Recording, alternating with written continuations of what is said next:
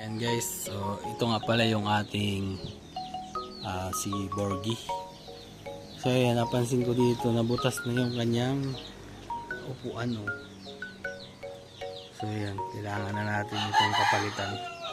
So ito nga pala yung kasama-sama natin sa rides noon. Nakakarating tayo sa Baguio, Pangasinan, sa maraming pasyalan.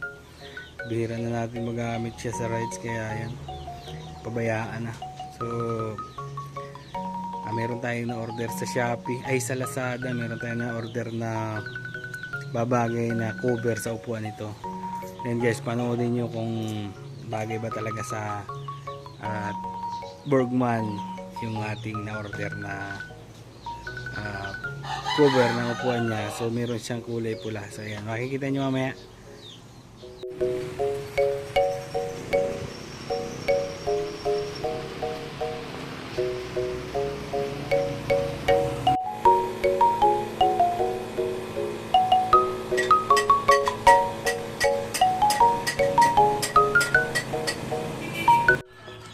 So ayan na guys, ito na yung resulta ng bangko na ayun, cover na in-order natin sa Shopee. Sakto-sakto lang yung pakalapat niya, oh.